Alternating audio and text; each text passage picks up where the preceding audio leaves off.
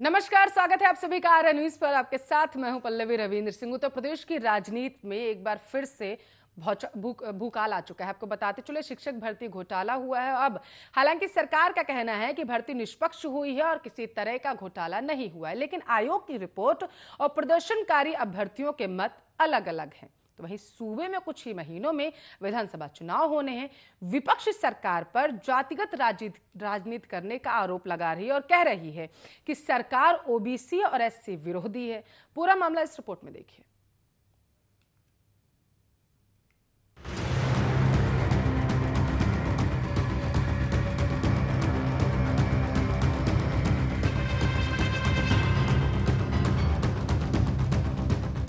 उत्तर प्रदेश की राजधानी लखनऊ में ओबीसी और एससी वर्ग के अभ्यर्थी शिक्षक भर्ती में आरक्षण को लेकर प्रदर्शन कर रहे हैं। प्रदर्शनकारी अभ्यर्थियों पर सोमवार को पुलिस ने बल प्रयोग किया और जिसमें भगदड़ मच गई और पुलिस एक्शन में कई अभ्यर्थी गंभीर रूप से घायल भी हुए और जिसे लेकर कांग्रेस लगातार भारतीय जनता पार्टी पर हमलावर हो रही है। दरअसल लखनऊ में ओबीसी और एससी वर्ग के असिस्टेंट टीचर पिछले 22 दिन से लगातार प्रदर्शन कर भर्ती प्रक्रिया शुरू कराने की मांग सरकार से कर रहे हैं। सोमवार को एससीईआरटी कार्यालय निशांतगंज में पुलिस ने प्रदर्शन कर रहे अभ्यर्थियों पर लाठी चार्ज कर दिया और इस दौरान अभ्यर्थियों में भगदड़ मच गई और कई लोग घायल भी हुए। घायल अभ्यर्थियों को इलाज के लिए हजरतगंज सिविल हॉस्पिटल में दाखिल कराया गया। घायल अभ्यर्थियों से मिलने कांग्रेस के प्रदेश अध्यक्ष अजय कुमार लल्लू पहुंचे। इसके बाद उन्होंने अपने बयान में कहा कि बीजेपी ओबीसी और एससी के अभ्यर्थियों के साथ दोहरा व्यवहार कर रही है। ये वर्ग आगामी चुनाव में बीजेपी को मजा चखा देंगे। अभ्यर्थी बीते 22 दिन से अपनी मांगों को लेकर धरना प्रदर्शन कर रहे हैं। 5 जुलाई को बेसिक शिक्षा मंत्री ने आयोग की अंतरिम रिपोर्ट लागू करने के लिए 4 दिन का समय मांगा था और जिसके बाद अभ्यर्थी शांति पूर्वक धरने पर बैठकर सरकार के जवाब का इंतजार कर रहे थे। सोमवार को लखनऊ के निशांतगंज स्थित एससीईआरटी कार्यालय पर सैकड़ों की तादाद में एससी ओबीसी के अभ्यर्थी प्रदर्शन कर जो मंत्री से आयोग की अंतरिम रिपोर्ट लागू करने की मांग कर रहे थे, तभी देर शाम पुलिस पहुंची और उन्हें खदेड़ने लगी। इसी दौरान कई अभ्यर्थी घायल भी हुए।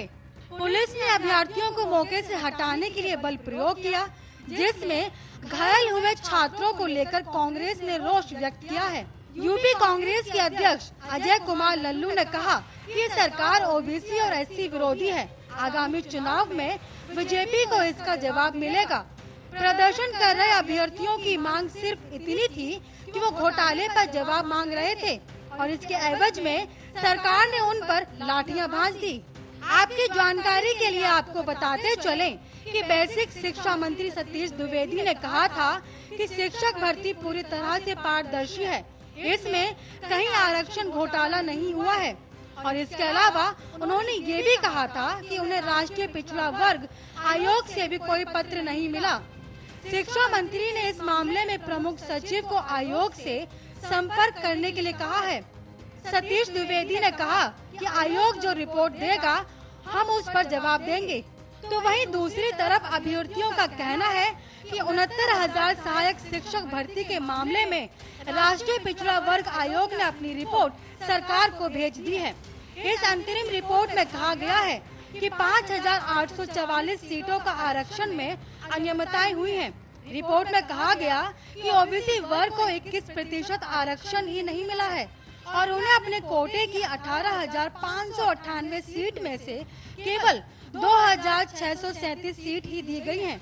हालांकि सरकार ने अब तक इस रिपोर्ट पर कोई जवाब नहीं दिया है।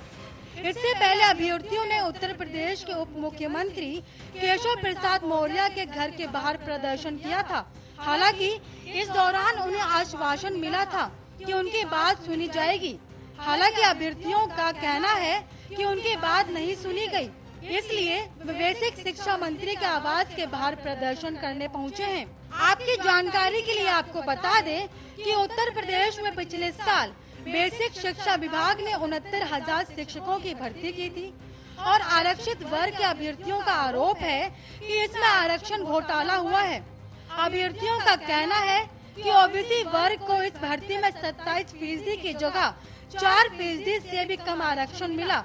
ऐसा ही एससी वर्ग के साथ हुआ। भर्ती में जांच की मांग को लेकर ओबीसी और एससी वर्ग के लोग लगातार प्रदर्शन कर रहे हैं, तो वहीं दूसरी तरफ प्रदेश में चुनाव करीब है। विधानसभा चुनाव से ठीक पहले हो रहे इस प्रदर्शन को हवा देने की खूब कोशिश विपक्ष कर रहा है, तो वहीं दूसरी तरफ मौजूदा सरकार ये बताने की कोशिश कर रही है कि भर्ती प्रक्रिया निष्पक्ष थी और इसमें किसी प्रकार का कोई घोटाला नहीं हुआ है।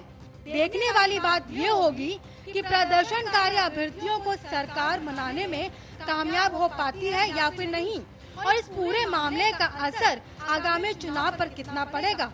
Special desk RD news.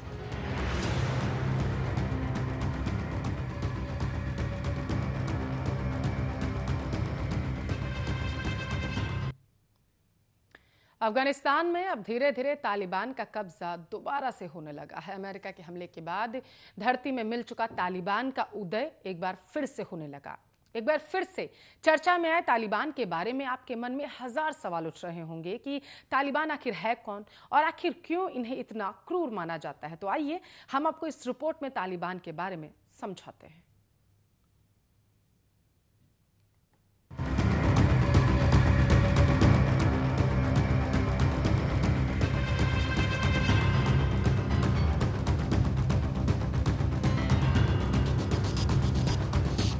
Afghanistan में अमेरिकी नेतृत्व वाली सेना ने तालिबान को साल 2001 में सत्ता से बाहर का रास्ता दिखा दिया था, लेकिन धीरे धीरे ये समूह खुद को मजबूत करता गया और अब एक बार फिर से इसका दबदबा देखने को मिल रहा है।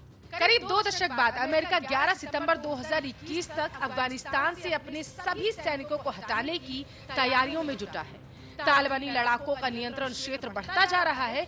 आशंका ये उभरने लगी है कि वे सरकार को अस्थिर कर सकते हैं। तालिबान ने अमेरिका के साथ साल 2018 में बातचीत शुरू कर दी थी।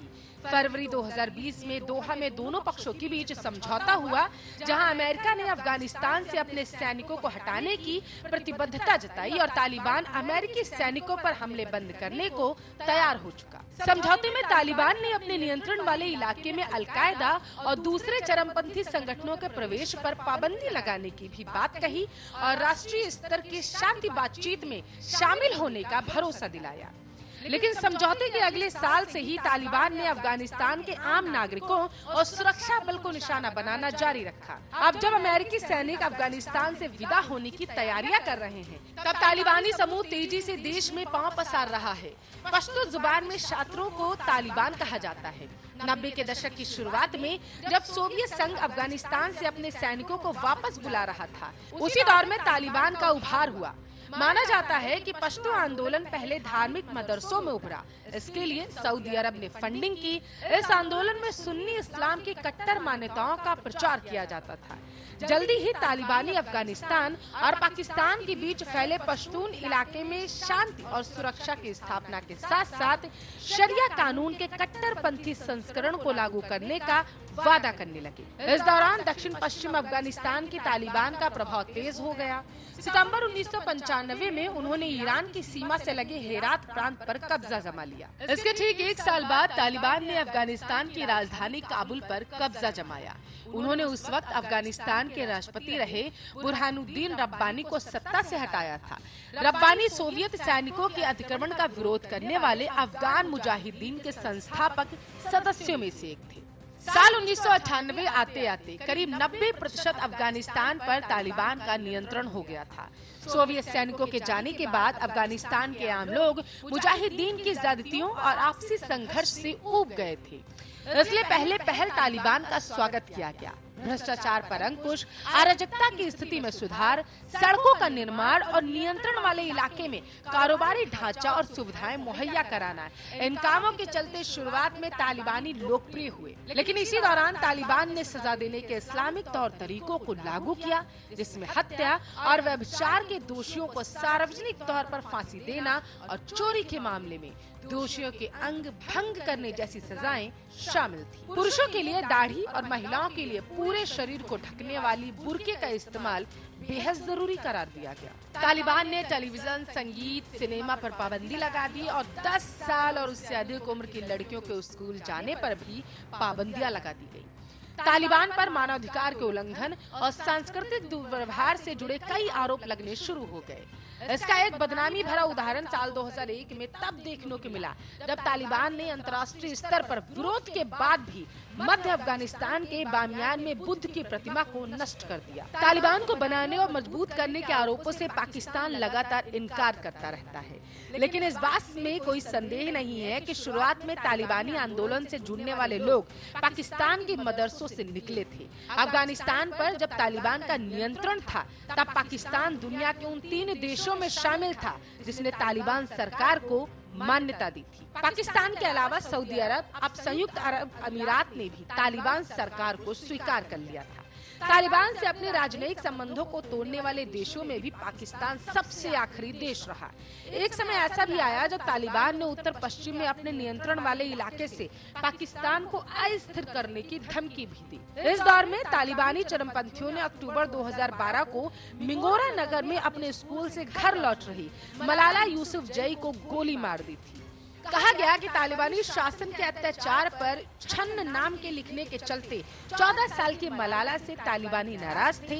इस घटना में मलाला बुरी तरीके से घायल हो गई थी। उस वक्त पाकिस्तान में नहीं बल्कि अंतर्राष्ट्रीय स्तर पर भी इस घटना की कड़ी निंदा की गई। इस घटना के लगभग 2 साल बाद तालिबानी चरमपंथियों ने पेशावर के एक स्कूल पर हमला किया था। इसके बाद पाकिस्तान में तालिबान का प्रभाव काफी कम हो गया। साल 2013 में अमेरिकी ड्रोन हमले में तालिबान का पाकिस्तान में कमान संभाल रहे हकीमुल्लाह महसूद सहित 3 अहम नेताओं की हत्या कर दी गई। 11 सितंबर 2001 को न्यूयॉर्क वर्ल्ड ट्रेड सेंटर पर हुए हमले के बाद दुनिया भर का ध्यान तालिबान की तरफ गया। हमले के मुख्य संदिग्ध ओसामा बिन लादेन और अलकायदा के लड़ाकों को शरण देने का आरोप तालिबान पर लगा। 7 अक्टूबर 2001 को अमेरिका के नेतृत्व में सैन्य गठबंधन ने अफगानिस्तान पर हमला कर दिया। दिसंबर के पहले सप्ताह में तालिबान का शासन खत्म हो गया। दुनिया के सबसे बड़े तलाशी अभियान के बाद भी ओसामा बिन लादेन और तब तालिबान प्रमुख रहे मुल्ला मोहम्मद उमर और उनके दूसरे साथी अफगानिस्तान से निकलने में कामयाब रहे। तालिबान गुट के कई लोगों ने पाकिस्तान के क्वेटा शहर में पनाह ली और वे वहां से लोगों को निर्देशित करने लगे। हालांकि पाकिस्तान सरकार क्वेटा में तालिबान की मौजूदगी से हमेशा से ही इनकार करती आई है। भारी संख्या में विदेशी सैनिकों की मौजूदगी के बाद भी तालिबान ने धीरे धीरे खुद को मजबूत किया और अफगानिस्तान में अपने प्रभाव को बढ़ाना शुरू कर दिया। इसका नतीजा है कि देश में असुरक्षा और हिंसा का वैसा माहौल फिर से दिखने लगा जो 2001 के बाद कभी देखने को मिलता था। सितंबर 2012 में तालिबान लड़ाकों ने काबुल में कई हमले किए और नेटो के कैंप पर भी धावा बोला। साल 2013 में शांति की उम्मीद तब जगी जब तालिबान ने कतर में दफ्तर खोलने का ऐलान किया। हालांकि तब तालिबान और अमेरिकी सेना का एक दूसरे पर भरोसा कमजोर था, जिसके चलते हिंसा नहीं थमी। अगस्त 2015 में तालिबान ने स्वीकार किया कि संगठन ने मुल्ला उमर की मौत को 2 साल से ज्यादा समय तक जाहिर नहीं होने दिया। मुल्ला उमर की मौत कथित स्वास्थ्य समस्याओं के चलते पाकिस्तान के एक अस्पताल में हुई। इसी महीने समूह ने मुल्ला मंसूर को अपना नया नेता चुने जाने की घोषणा कर दी। इसी दौरान तालिबान ने साल 2001 की हार के बाद पहली बार किसी प्रांत की राजधानी पर अपना नियंत्रण हासिल कर लिया था। रणनीतिक तौर पर बेहद अहम शहर कुंदूज पर उन्होंने नियंत्रण स्थापित किया। मुल्ला मंसूर की हत्या अमेरिकी ड्रोन हमले में मई 2016 में हुई और इसके बाद संगठन की कमान उनके डिप्टी रहे मौलवी हिब्तुल्लाह अखुनजादा को सौंपी गई। अभी इन्हीं के हाथों में तालिबान का नेतृत्व है। फरवरी 2020 में अमेरिका और तालिबान के बीच शांति समझौता हुआ। कई दौर की बातचीत के बाद ये समझौता हुआ। इसके बाद तालिबान ने शहरों और अन्य सैन्य ठिकानों पर हमले के बाद कुछ खास तरह के लोगों को निशाना बनाने की शुरुआत की और ऐसे हमलों से उसने अफगानिस्तान की जनता को आतंकित कर दिया। इन हमलों में तालिबान ने पत्रकारों, न्यायाधीशों, शांति कार्यकर्ताओं, रसूख के पदों पर बैठी महिलाओं को निशाना बनाना शुरू कर दिया। जाहिर है तालिबान ने केवल अपनी रणनीति बदली थी, कट्टरपंथी विचारधारा नहीं। अफगानिस्तान के अधिकारियों ने गंभीर तौर पर चिंता जताई थी कि अंतर्राष्ट्रीय मदद के बिना अफगानिस्तान सरकार के सामने अस्तित्व बचाने का संकट होगा, लेकिन अमेरिका के नए राष्ट्रपति जो बाइडेन ने अप्रैल 2021 में ऐलान कर दिया कि 11 सितंबर तक सभी अमेरिकी सैनिक वापस लौटेंगे। 2 दशक तक चले एक युद्ध में अमेरिकी महाशक्ति को छकाने के बाद तालिबान ने बड़े क्षेत्र पर कब्जा करना अब शुरू कर दिया। इससे अमेरिकी सेना के बाहर निकलने के बाद काबुल में सरकार के अस्थिर होने का खतरा अब बढ़ चुका है। माना जा रहा है कि साल 2001 के बाद पहली बार तालिबान इतना मजबूत दिख रहा है। नाटो के आकलन के मुताबिक अभी समूह के पूर्णकालिक लड़ाकों की संख्या 85,000 के आसपास है। अभी तालिबान का कितने इलाके पर कब्जा है ये स्पष्ट नहीं किया जा सकता, लेकिन अनुमान यह है कि देश के 5वें हिस्से से लेकर 1/3 हिस्से के बीच के क्षेत्र पर तालिबान का नियंत्रण है। तालिबान जितनी तेजी से आगे बढ़ रहा है वह कई लोगों के लिए अब चिंता का विषय है। अफगानिस्तान में अमेरिकी नेतृत्व वाले मिशन के कमांडर जनरल ऑस्टिन मिलर ने जून में ही चेतावनी दी थी कि देश गृह युद्ध की तरफ अब बढ़ सकता है। जून महीने में ही अमेरिकी खुफिया एजेंसियों ने भी अफगानिस्तान के हालात का आकलन किया था। ये कहा जा रहा है कि इसमें अमेरिकी सैनिकों की रवानगी के 6 महीनों के भीतर अफगानिस्तान की सरकार गिरने का कथित तौर पर अनुमान व्यक्त किया गया है। Special desk Arya news.